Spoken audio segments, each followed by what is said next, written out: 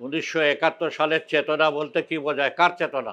শেখ মুজিবকে যখন ১৫ই আগস্ট নিষ্ঠুরভাবে সপরিবারে হত্যা করল, তখন তার সমর্থনে রাস্তাতে একটা লোকও দেখা গেল না। উপরন্তু দেখা গেল যে লোকে মহা উল্লাস করছে, খুশিতে মিষ্টি বিতরণ করছে। শেখ মুজিব ক্ষমতায় এসে তার ২.৫ বছরে বাংলাদেশের জনগণকে কিছুই দেয়নি। আমাকে ১৯৭৩ সালে প্রথম বাংলা একাডেমি পুরস্কার দিয়েছিল, আমি নিইনি। অভ্যুত্থানের আগে তারা তো সাধারণ ছাত্র ছিল, মেসে থাকতো, এখানে সেখানে থাকতো। এই অভ্যুত্থানের পরে হঠাৎ করে তারা অসম্ভব রকম টাকা পয়সার মালিক হয়ে গেল।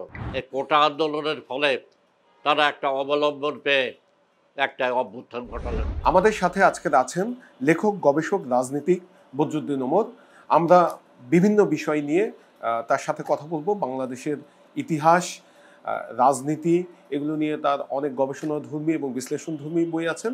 বলা চলে একজন জীবন্ত কিংবদন্তি। আমরা বিভিন্ন বিষয়ে তার কাছে জানতে চাইবো, তার আলোচনা শুনবো। সেই সঙ্গে একটু জানিয়ে রাখি, স্যার আমাদেরকে শারীরিক অসুস্থতার মাঝেও সময় দিয়েছেন। এর মধ্য দিয়েই আমরা স্যারের সাক্ষাৎকারটি নিব। আমরা সরাসরি চলে যাচ্ছি স্যারের কাছে। স্যার, ৭১-এ লাখো শহীদের রক্তের বিনিময়ে আমরা স্বাধীন দেশ পেয়েছি। স্বাধীনতার এত বছরেও মুক্তিযুদ্ধের চেতনা, যেটি বলছি শ্রেণী বৈষম্যহীন সমাজ গড়ে তোলার যে চেতনা, সেটি বাস্তবায়ন করা যায়নি কেন স্যার? আপনার বিশ্লেষণ কি? ১৯৭১ সালের চেতনা বলতে কি বোঝায়? কার চেতনা? ৭১ সালে অনেকেই তো ছিল, লড়াই করেছে। কৃষক লড়াই করেছে, শ্রমিক লড়াই করেছে, মধ্যবিত্ত লড়াই করেছে, আওয়ামী লীগের লোকরা লড়াই করেছে। শেখ মুজিব পাকিস্তানের জেলে বসে থেকেছে, লড়াই করেনি। আওয়ামী লীগের অন্য নেতারা, তাজউদ্দিন কলকাতায় বসে থেকে লড়াই করছে। এদের সকলের চিন্তা তো একরকম। ৭১-এর চিন্তা বলে তো কিছু নাই। নানা মহলে নানাভাবে চিন্তা হয়েছে। তার মধ্যে সাধারণভাবে তখনকার জনগণ যেটা মনে করেছিল যে ৭১-এর লড়াইয়ের মাধ্যমে পাকিস্তানি দিকে তাড়িয়ে দিয়ে তারা দুধে ভাতে থাকবে, বা সেখানে দেশ থেকে নানা রকম নির্যাতন শোষণ চলে যাবে, সেরকম কিছুই ৭১ সালের পরে বাংলাদেশ আমলে দেখা গেল না। উপরন্তু দেখা গেল যে যারা ৭১ সালের যুদ্ধে কলকাতায় বসে ভারতের সাহায্যে তথাকথিত নেতৃত্ব দিয়েছিল, শেখ মুজিব ক্ষমতায় এসে তার ২.৫ বছরে বাংলাদেশের জনগণকে কিছুই দেয়নি। ৩.৫ বছরে আওয়ামী লীগের শাসন থেকে আওয়ামী লীগ কিছুই পায়নি, একদম কিছুই পায়নি। কাজে জনগণের যে একটা প্রত্যাশা ছিল, যেমন ৪৭ সালে দেখা যাবে যে একটা মানুষের প্রত্যাশা ছিল যে অনেক রকম পাকিস্তান হলে তাদের অনেক রকম সুযোগ সুবিধা বাড়বে, মানুষের চাকরি হবে, ভাত কাপড়ের ব্যবস্থা হবে, শিক্ষা হবে, চিকিৎসা হবে, কিছুই হয়নি। তেমনি বাংলাদেশ ৭২ সালে হওয়ার পর থেকেও দেখা গেল শেখ মুজিবের আমলে ৩.৫ বছরে কিছুই হয়নি। এবং শেখ মুজিব যে ৩.৫ বছরে কিছুই দিতে পারেননি, তার ফলে জনগণের মধ্যে কি প্রতিক্রিয়া হয়েছিল এটা দেখা গেল ১৫ই আগস্ট ৭৫ সালে। শেখ মুজিব যখন ৭২ সালের ১০ই জানুয়ারি ঢাকা বিমানবন্দরে এলেন, তখন লক্ষ লক্ষ লোক তাকে সম্বর্ধনা জানিয়েছিল, রাস্তায় সম্বর্ধনা জানিয়েছিল, হ্যাঁ, রেসকোর্স ময়দানে সম্বর্ধনা জানিয়েছিল, সোহরাওয়ার্দী উদ্যানে। শেখ মুজিবকে যখন ১৫ই আগস্ট নিষ্ঠুরভাবে সপরিবারে হত্যা করলো, তখন তার সমর্থনে রাস্তাতে একটা লোকও দেখা গেল না। উপরন্তু দেখা গেল যে লোকে মহা উল্লাস করছে, খুশিতে মিষ্টি বিতরণ করছে। এই ৩.৫ বছরে একটা লোকের যে এই অবস্থা হলো, এইটা নিয়ে তো এখানে কোনো আলোচনা হয়নি। দেশের এই অবস্থা কি দাঁড়ালো, যার জন্য ৩.৫ বছরে শেখ মুজিবের লক্ষ লক্ষ লোকের সম্বর্ধনা, ভালোবাসা। ৭১ সালে ৩.৫ বছরের মধ্যে তাকে যখন মেরে ফেললো, রাস্তায় একটা কুকুরও তার পক্ষে দাঁড়ালো না। এটা করলেই দেখা যাবে যে ৩.৫ বছরে শেখ মুজিব বাংলাদেশের জনগণকে কিছুই দেয়নি। তার পরিবর্তে সেখানে শোষণ, নির্যাতন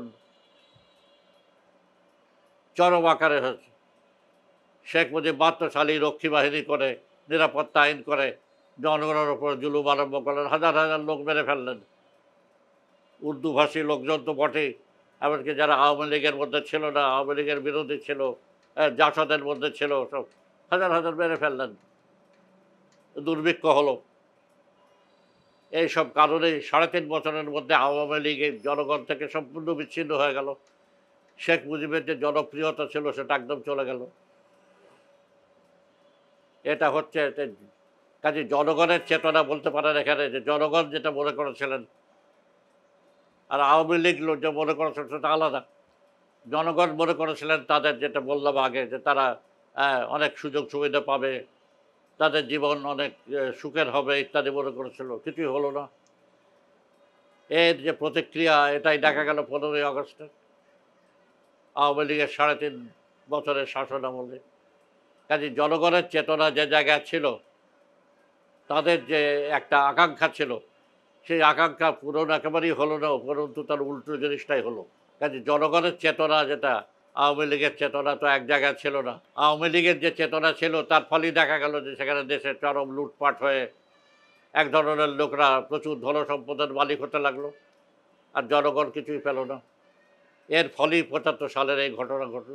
স্বাধীনতার এত বছরেও বিচার বিভাগ, আমলাতন্ত্র থেকে শুরু করে আমাদের কোনো প্রতিষ্ঠানই ঠিকভাবে দাঁড়াতে পারেনি। এটিকে কাদের ব্যর্থতা হিসেবে দেখছেন? তারা কোনো গণতান্ত্রিক পদ্ধতিতে কাজ করতে পারেনি, জনগণের জন্য তারা কাজ করতে পারে। তারা দাঁড়িয়ে আছে ঠিকই, দাঁড়িয়ে দাঁড়িয়ে তারা এদেশের শাসক শ্রেণীর পক্ষে কাজ করছে।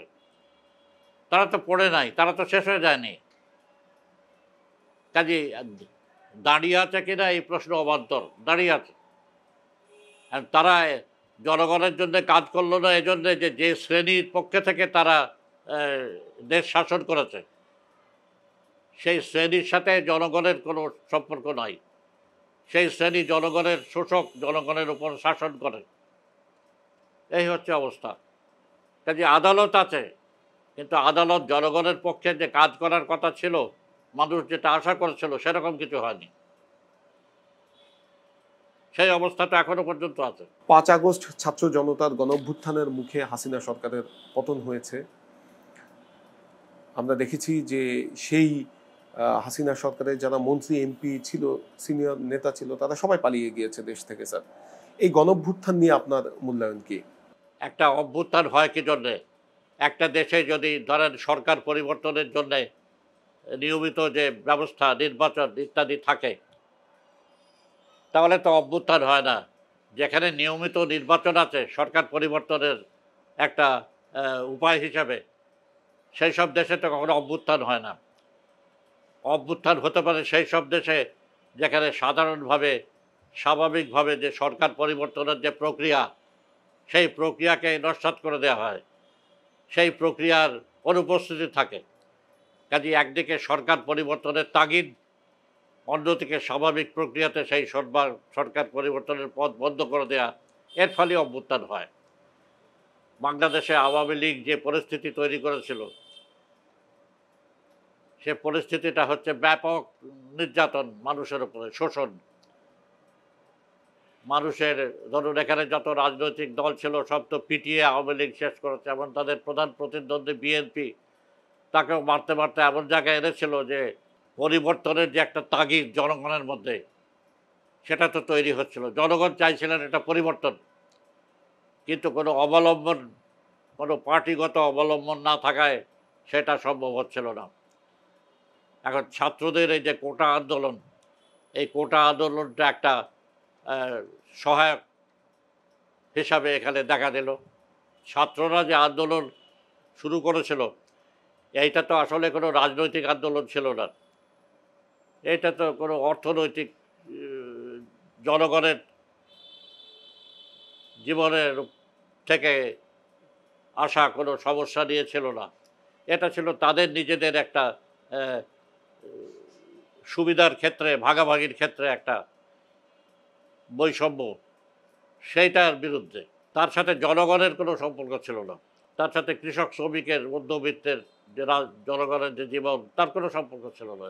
সেসব কথাও তারা কোনো সময় বলেনি। যে তাদের যে বৈষম্য, এই বৈষম্যটা খালি তাদের এই কোটার মধ্যে, তাদের চাকরি বাকরির সুবিধার জন্য, এটা দিয়ে আরম্ভ হয়েছিল। কিন্তু দেশের পরিস্থিতি এমন ছিল, যেটা বললাম যে পরিস্থিতি ব্যাপক জনগণ পরিবর্তনের জন্য দাঁড়িয়েছিলেন। আর শুধু কোটার ব্যাপারটাই না, ছাত্ররা যে আন্দোলন করেছিল সেটা শুধু কোটার উপর দাঁড়িয়ে এভাবে হতো না। এটা হলো এজন্যে যে আওয়ামী লীগ তাদের ছাত্রলীগের মাধ্যমে ইউনিভার্সিটির ছাত্র থেকে আরম্ভ করে কলেজ সব জায়গায় ব্যাপকভাবে সাধারণ ছাত্রদের ওপর নির্যাতন করেছিল। সমস্ত কিছুর ওপরে ছাত্রলীগের নিয়ন্ত্রণ কঠোরভাবে কায়েম করে সেইখান থেকে নানা রকম শোষণ নির্যাতন ছাত্রদের ওপর করছিল। এর ফলে ছাত্রদের মধ্যেও সরকারের বিরুদ্ধে আওয়ামী লীগের বিরুদ্ধে একটা ব্যাপক আক্রোশ তৈরি হয়েছিল। এই ভিত্তিটা না থাকলে কিন্তু কোটা আন্দোলন যে পর্যায়ে গিয়েছিল, যে শক্তি ওপর দাঁড়িয়েছিল, সেটা সম্ভব ছিল না।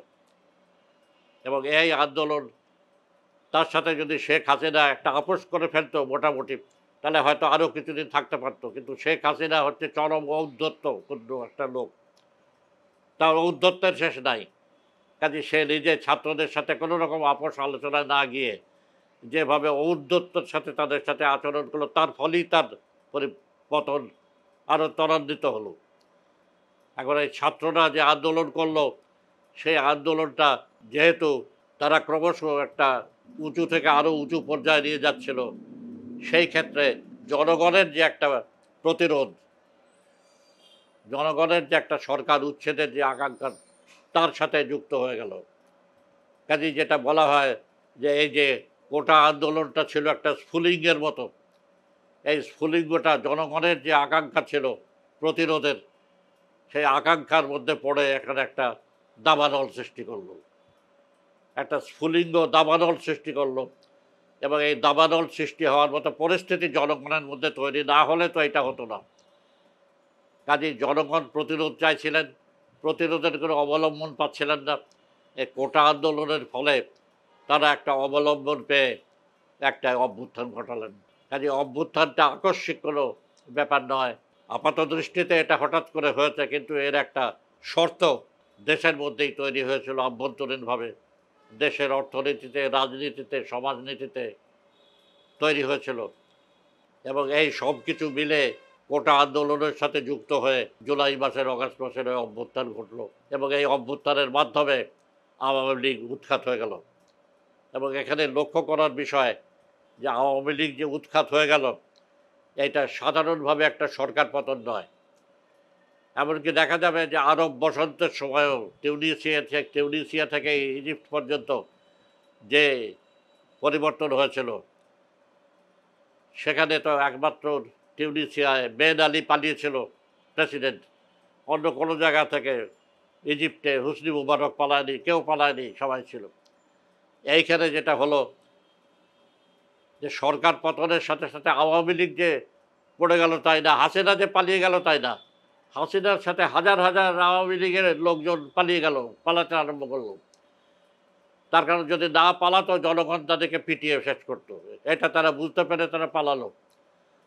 তাহলে বাংলাদেশে এই যে আওয়ামী লীগ সরকারের পতন, এই পতনের সাথে অন্য কোনো দেশের সরকারের পতনের তুলনাই হয় না। এই কদিন আগে বাংলাদেশের পতনের পর সিরিয়ায় আসাদের সরকার পতন হয়েছে।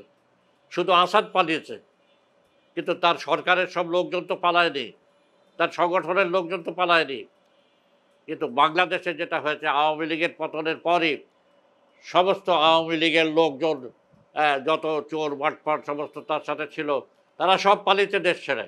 হাজার হাজার লোক দেশ ছেড়ে পালিয়েছে। এটা ঘটলো, এটা থেকেই বোঝা যায় যে আওয়ামী লীগ কত গভীরভাবে সমাজের মধ্যে একটা নির্যাতনকে নিয়ে গেছিল, কত ব্যাপকভাবে তারা এই নির্যাতন করেছিল, কত কঠোরভাবে তারা দমন নীতি চালিয়েছিল। এর প্রতিক্রিয়াই কিন্তু দেখা গেল তাদের পলায়নের মধ্যে। তারা যেভাবে পলায়ন করলো, তারা তো জনগণের ভয়ে পালালো। তো জনগণ তাদেরকে এইভাবে মার দেওয়ার ব্যবস্থা করেছিল, এজন্য যে জনগণের উপরে তারা ব্যাপকভাবে এমন নির্যাতন করেছিল যা কোনো দেশে হয়নি।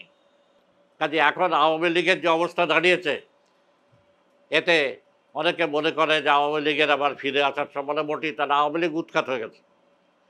1954 সালে মুসলিম লীগ যেভাবে উৎখাত হয়ে গেছিল, আওয়ামী লীগও উৎখাত হয়ে গেছে। তফাৎটা এই যে 1954 সালে আওয়ামী লীগ, মুসলিম লীগ উৎখাত হওয়ার পর তাদের কোনো নরেন্দ্র মোদী ছিল না, তাদের কোনো ভারত ছিল না, সেই জন্য তারা আর কিছু করেনি, উৎখাত হয়ে চুপচাপ বসেছিল। কিন্তু এখন যেটা হচ্ছে, এই উৎখাত হয়ে যাওয়ার পরে তাদের নরেন্দ্র মোদী আছে, তাদের ভারত আছে। কারণ 1954 সালে তো ভারতের কোনো কবজা পাকিস্তানের উপরে ছিল না, পূর্ব পাকিস্তানের উপরে। এইবারে বাইরের যেই বিদেশি শক্তি ভারতের একটা কবজা বাংলাদেশের উপর ছিল, সেই কবজা আলগা হয়ে গেল, তারা উৎখাত হয়ে গেল। কিন্তু উৎখাত হয়ে গেল, ভারত রাষ্ট্র তো আছে, তাদের পক্ষে এটা হজম করা সম্ভব হলো না। কাজেই নরেন্দ্র মোদীর সরকার এখনো পর্যন্ত বাংলাদেশের দুশ্মনী করে যাচ্ছে, মুখে যাই বলুক। হাসিনাকে বসিয়ে রেখে তারা নানা রকম চক্রান্তমূলক হ্যাঁ, কাজ এখানে করে যাচ্ছে, ধ্বংসাত্মক কাজ করে যাচ্ছে। তো এই যে অবস্থা দাঁড়ালো, এইটা তো একটা মহা ব্যতিক্রমী ব্যাপার। এই রকম ঘটনা দুনিয়ার ইতিহাসে আর হয়েছে বলা যাবে না। হাসিনা সহ আওয়ামী লীগের অনেক নেতারাই পালিয়ে থেকেও নানা ধরনের হুমকি ধামকি দিচ্ছে। আপনার কাছে কি মনে হয় তারা মানে তাদের ভেতরে আমরা এখন পর্যন্ত কোনো অনুশোচনা অথবা তারা এগুলো নিয়ে কোনো ধরনের দায় স্বীকারটুকুও করছে না? তারা আওয়ামী লীগের রাজনৈতিক ভবিষ্যৎ কি হতে পারে? তারা শেষ হয়ে গেছে এখানে। তারা এখানে যে এখন কিছু উৎপাত করছে, কিছু লোকজন তো তাদের আছে, এই তো অনেক লোকজন তো তাদের ছিল, কিছু লোকজন তো আছে, সব তো চলে যায়নি। তাদেরকে বিপুল পরিমাণ টাকা পয়সা দিয়ে এখানে তারা সাহায্য করছে। তারা মাঝে মাঝে ছোটোখাটো হঠাৎ করে দু চারজন লোক মিছিল করছে, এ করছে, নানা রকম চেষ্টা করছে। হাসিনা ওইখানে বসা থেকে চক্রান্ত করছে, এইখানকার তার লোকজনের কাছে নানা রকম আহ, আহ, নির্দেশ দিচ্ছে, পরামর্শ দিচ্ছে। কিন্তু এসব করেও বাংলাদেশের জনগণের থেকে তারা এমনভাবে বিচ্ছিন্ন হয়ে গেছে যে তাদের ফিরে আসার আর কোনো সম্ভাবনাই নাই। জনগণের কাছে আওয়ামী লীগের আর কোনো গ্রহণযোগ্যতা বলতে কিছুই নাই। কিন্তু তা সত্ত্বেও আওয়ামী লীগের কিছু লোকজন তো আছে দেশে, এই এত কোটি কোটি লোকজনের মধ্যে আওয়ামী লীগ একটা এতদিনের অর্গানাইজেশন, ক্ষমতায় ছিল, তার লোকজন তো কিছু আছেই। যদিও তারা নিষ্ক্রিয় হয়ে গেছে, অনেকে কিছুই না, কিন্তু কিছু কিছু লোক সক্রিয় আছে এবং এগুলোকে বাইরে থেকে ভারত টাকা পয়সা দিয়ে সাহায্য করছে। আওয়ামী লীগ টাকা পয়সা দিয়ে, আওয়ামী লীগের চোর ভট্টপান্ডা বাইরে বসে আছে, তারা তো হাজার হাজার লক্ষ লক্ষ কোটি টাকা দিয়ে তারা এখানে টাকা পয়সা সাপ্লাই করছে। কিন্তু এটা করেও দেখা যাবে যে এখানে যাকে বলে কার্যকরভাবে এফেক্টিভলি আওয়ামী লীগ এমন কিছু করতে পারছে না যাতে দেশে কোনো তাদের উপস্থিতি ভালোভাবে থাকে বা টের পাওয়া যায়। তাদের উপস্থিতি নাই। স্যার, 5 আগস্টে যে ছাত্র জনতার নেতৃত্বে গণঅভ্যুত্থান হয়েছে, তারা একটি নতুন রাজনৈতিক দল গঠন করেছে, জাতীয় নাগরিক পার্টি। আপনার মূল্যায়ন কি? যে ছাত্ররা এই যে গণ অভ্যুত্থানের নেতৃত্ব দিয়েছিল, তারা পরবর্তীকালে এখন একটা দল করেছে। এখন এই দল যে তারা করবে, এটা একটা স্বাভাবিক। যারা এত বড় একটা আন্দোলনের নেতৃত্ব দিয়েছিল, এই আন্দোলন শেষ হয়ে যাওয়ার পর তারা যে বসে পড়বে, এইটা তো কোনো স্বাভাবিক ব্যাপার না। তারা নিশ্চয়ই তাদের একটা কার্যক্রম বজায় রাখবে এবং সেটা করতে গেলে তাদেরকে একটা পার্টি করতে হবে। এটা মোটামুটিভাবে একটা ধারণা করা ছিল। এখন দেখা যাবে যে ছাত্ররা যে রাজনৈতিক দল করলো, এই রাজনৈতিক দল নিয়ে মানুষ যতটা আশা করেছিল সেরকম কিছু এখন দেখা যাচ্ছে না। এবং এদের চরিত্র যেটা, অভ্যুত্থানের আগে তারা তো সাধারণ ছাত্র ছিল, মেসে থাকতো, এখানে সেখানে থাকতো, হ্যাঁ, টাকা পয়সা ছিল না। দেখা গেল যে এই অভ্যুত্থানের পরে হঠাৎ করে তারা অসম্ভব রকম টাকা পয়সার মালিক হয়ে গেল। 1952 সালে যে আন্দোলন হয়েছিল ছাত্রদের, আন্দোলনের পর ছাত্ররা কোনো টাকা পয়সা পেয়ে বড়লোক হয়ে যায়নি। যে অবস্থা ছিল সেটাই ছিল, খারাপ ছিল। এইখানে হলো কি, ছাত্ররা এই অভ্যুত্থান ঘটানোর পরে তাদের সাথে এই দেশের যে বড় বড় যে শিল্প ব্যবসায়ী প্রতিষ্ঠানগুলো, যত রকম এখানে বড় বড় ব্যবসা বাণিজ্য প্রতিষ্ঠান আছে, তারা কিন্তু এই ছাত্রদেরকে টাকা দিচ্ছে। প্রথমেই দেখা গেল আশ্চর্য ব্যাপার যে এই ছাত্ররা যে তাদের দল করলো, এইটা দল করার সময় তারা যে ঘোষণা দিল দল করার সে যে অনুষ্ঠান, বিশাল জাতীয় সংসদ ভবনের সামনে কোটি কোটি টাকা খরচা করে একটা একটা সদ্য গঠিত অর্গানাইজ হতে যাচ্ছে। তারপর দেখা গেল গঠিত হওয়ার পরেই রমজান মাস এলো। তারপরে সবচেয়ে বড় কথা হচ্ছে তারা ইন্টারকন্টিনেন্টাল হোটেলে বিরাট মানে ইফতার পার্টি, লক্ষ লক্ষ টাকা খরচা করে। এই জিনিসগুলো তো প্রথমেই খারাপ লাগলো। এটা কি? এটা জনগণের যদি একটা পার্টি হয় তাদের কাজ তো এটা নয়। এবং দেখা গেল তারা যে সব কথা বলছে দেশের পরিস্থিতি সম্পর্কে, সেখানে জনগণের কথা, কৃষকের কথা, শ্রমিকের কথা কিছুই নাই, আজ পর্যন্ত নাই, কিছুই নাই। তারা নির্বাচনের কথা বলছে, তারা এটা সেটা নানা রকম কথা বলছে, ক্ষমতায় যাওয়ার কথা বলছে। করে এখন যে জায়গায় তারা এসছে সেখানে দেখা যাচ্ছে যে এরা একটা অন্যান্য যে সমস্ত পার্টি হয় সেরকম পার্টির মতোই একটা পার্টি, বলা চলে এক ধরনের দক্ষিণপন্থী পার্টি। যেটা আশা করা গিয়েছিল যে এই সমস্ত যুবকরা একটা দল গঠন করে একটা নতুন উদ্যমে সেখানে একটা রাজনীতির মধ্যে একটা পরিবর্তন নিয়ে আসবে, সেরকম কিছুই হলো না। এরা যে রাজনৈতিক দলটা গঠন করেছে, এ রাজনৈতিক দল গঠন করেই প্রথম থেকেই তারা, যেটা বললাম যে কৃষক শ্রমিকের কথা, অবস্থার কথা, অন্য সাধারণ মানুষের কথা, দেশের উন্নতির কথা, এসব কোনো কথাই তাদের মধ্যে নেই। তাদের কথা হচ্ছে নির্বাচন।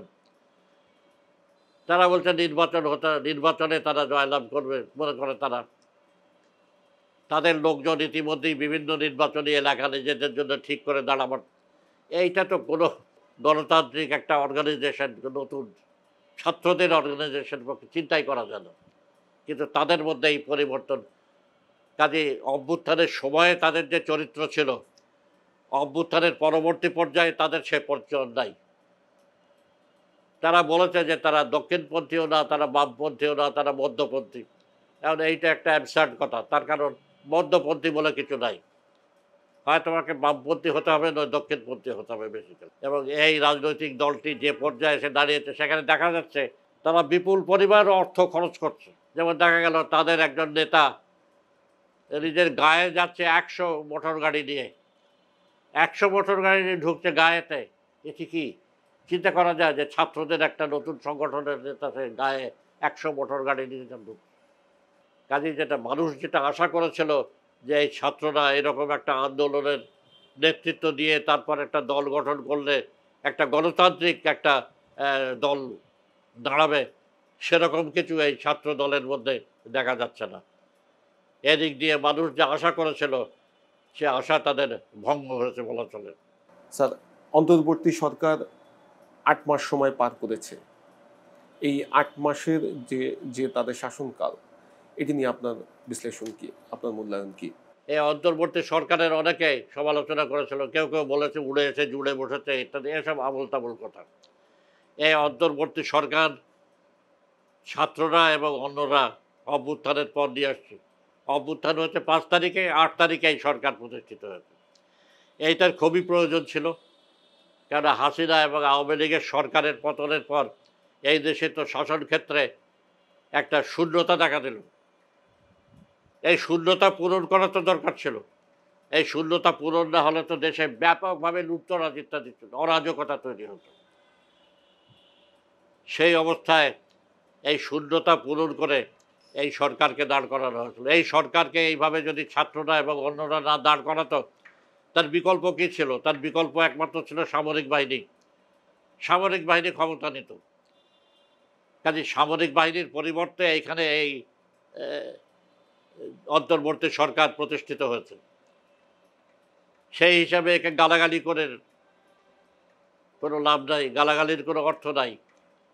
কিন্তু তা সত্ত্বেও বলতে হবে যে এই সরকারের এইভাবে ক্ষমতায় এসে দেশে একটা নৈরাজ্যিক পরিস্থিতি থেকে দেশকে রক্ষা করেছে, এটা ঠিক।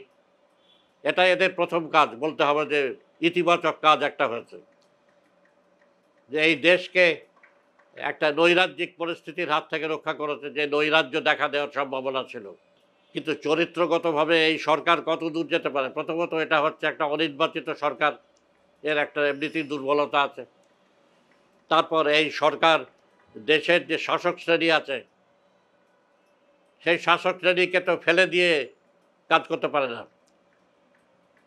এই যে শাসক শ্রেণী 1972 সাল থেকে দেশে তৈরি হয়েছে, যাকে বলা যায় ব্যবসায়ী শ্রেণী, 1972 সাল থেকেই এই দেশে ব্যবসায়ীরা শাসক শ্রেণী হিসাবে সংগঠিত হতে শুরু করে এবং হতে হতে তারা এখন এই পর্যায়ে এসছে হাসিনার আমলে, যেখানে 24 সালের জানুয়ারি মাসের নির্বাচনে দেখা গেছে যে 80% জাতীয় সংসদের সদস্য হচ্ছে সরাসরি ব্যবসায়ী।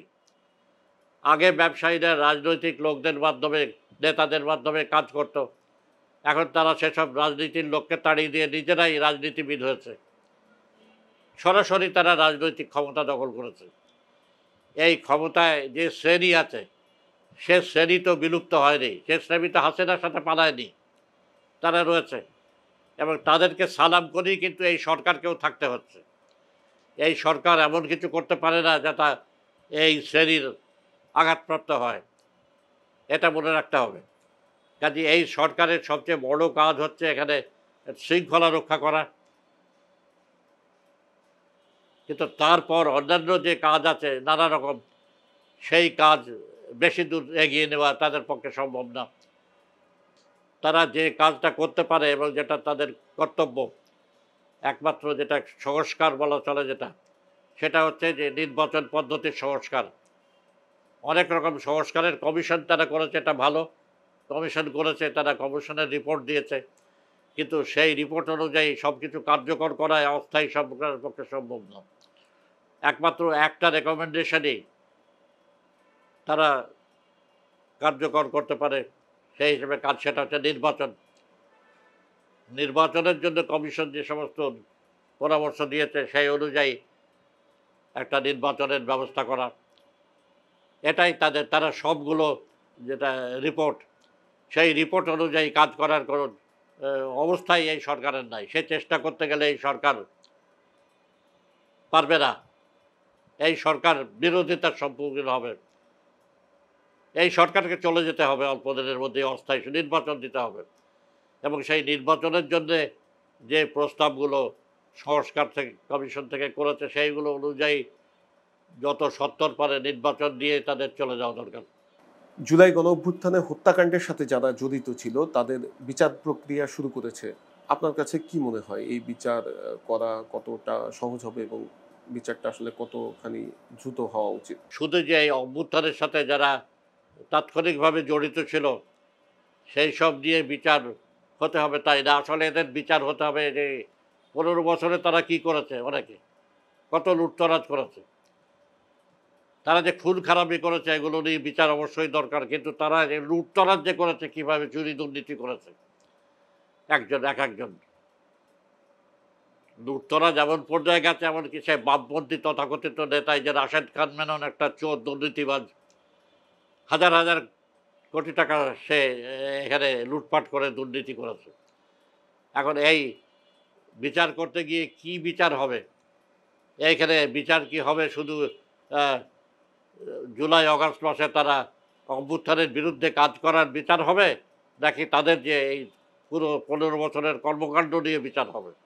এইসব প্রশ্ন এখানে আছে। তারা কিভাবে এটা করবে এটা তো আমার পক্ষে বলা সম্ভব না, সেটা তারা দেখবে। স্যার, বাংলাদেশে বাম রাজনীতির ভবিষ্যৎ কি স্যার? আপনি নিজেও সভাপতি ছিলেন বাংলাদেশ কৃষক ফেডারেশনের এবং কেন্দ্রীয় সমন্বয়কারী ছিলেন গণতান্ত্রিক বিপ্লবী জোটের। পূর্ব বাংলার কমিউনিস্ট পার্টিতেও আপনি কাজ করেছেন। বাংলাদেশে বাম রাজনীতির ভবিষ্যৎ কি দেখছেন আপনি?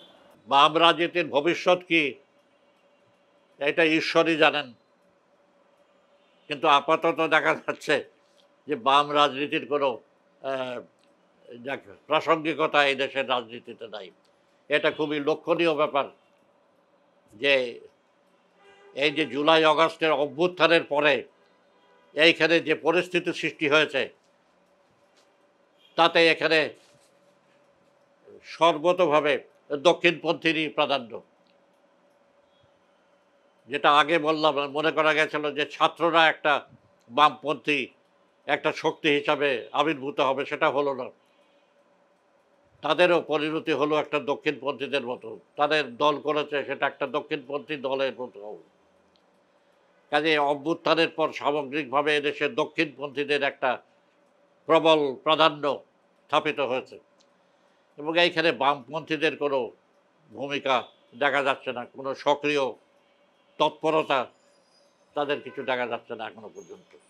আর ভবিষ্যতে কি হবে এইটা ভবিষ্যতে দেখবে, কিন্তু বর্তমানে দক্ষিণপন্থীদের তুলনায় বামপন্থীদের কোনো প্রাসঙ্গিকতা এই দেশের রাজনীতিতে দেখা যাচ্ছে না। স্যার, আপনি কখনোই আমরা দেখেছি যে কোনো পদক বা পুরস্কার আপনি নেন না, এর পেছনে কারণ কি? আমি পদক বা পুরস্কার নিই না কোনোদিনই। আমাকে 1973 সালে প্রথম বাংলা একাডেমি পুরস্কার দিয়েছিল, আমি নিইনি। তারপর থেকে অনেক সরকারি বেসরকারি সংস্থা আমাকে পুরস্কার দিয়েছে, আমি কোনোটাই নিইনি। এখন এই সরকার যে পুরস্কার দিয়েছিল সেটা স্বাধীনতা নিইনি। এর কারণ আমি মনে করি যে আমি যে সব কাজ করেছি সেই কাজটা আমি নিজের ভেতরের তাগিদ থেকে করেছি, নিজের আনন্দে করেছি। এর জন্য কেউ আমাকে পুরস্কৃত করবে এইটা আমার পছন্দ না। স্যার, আপনাকে অসংখ্য ধন্যবাদ আমাদেরকে সময় দেওয়ার জন্য। আমরা বাংলাদেশের ইতিহাস, আগামী দিনের রাজনীতি এবং রাজনৈতিক নানা বিশ্লেষণ নিয়ে আলোচনা শুনছিলাম লেখক, গবেষক ও রাজনীতিক বদরুদ্দীন ওমরের।